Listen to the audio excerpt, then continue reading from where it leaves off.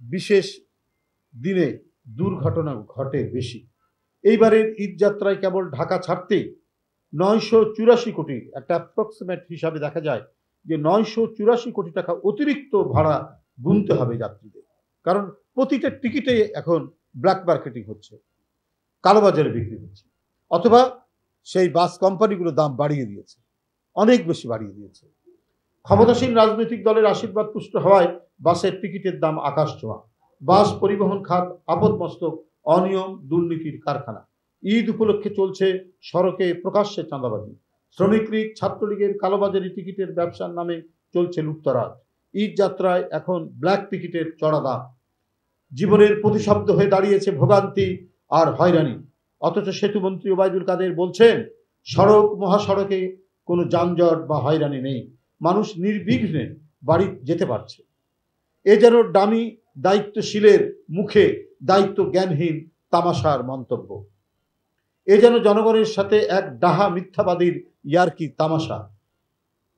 কিন্তু বাস্তবতা হলো ঈদের প্রাক্কালে বিভিন্ন রুটে কিলোমিটারের পর কিলোমিটার দীর্ঘ যানজটে ঘরমুখো যাত্রীরা এক দুর্বিষহ পরিস্থিতির মুখোমুখি হচ্ছে।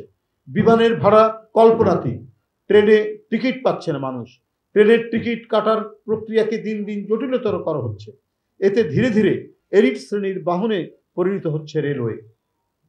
যারা তুলনামূলকভাবে পিছিয়ে পড়া প্রান্তিক মানুষ, তারা আসলে অনলাইনে এই জটিল ব্যবস্থা বুঝতে সক্ষম নয়। ফলে একটা নিম্ন মধ্যম আয়ের মানুষ বা নিম্ন আয়ের মানুষ, বিপুল সংখ্যক মানুষ ট্রেনে চড়ারই অধিকার হারিয়ে ফেলছে। অথচ এরাই ছিল ট্রেনের মূল যাত্রী।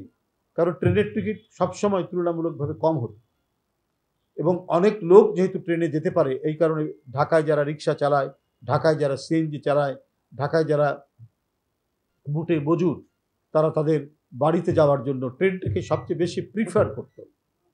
এটাতে চড়েই তারা যেত। এখন সেই ট্রেনও হয়ে গেছে এক অমল ধবল দুষ্প্রাপ্য একটি যানবাহন। এখানে নিম্ন আয়ের মানুষ, নিম্ন মধ্যম আয়ের মানুষের আর কোনো যাওয়ার উপায় নেই। এখন তো টিকিট কালোবাজারি হচ্ছে, তার উপর টিকিটের যে জটিলতা, অনলাইন থেকে টিকিট কাটা, এটা একটা রিক্সার পক্ষে সম্ভব নাকি? এটা একটা সিএনজি চালকের পক্ষে সম্ভব নাকি? এটা একজন ইজি বাইক চালানোর পক্ষে কি এটা সম্ভব? এটা জনগণের সাথে ইয়ার্কি করা না, এটা জনগণের সাথে প্রতারণা করা। দিনমজুর সে কি করে আপনার এই অনলাইন থেকে টিকিট কেটে যেতে পারবে?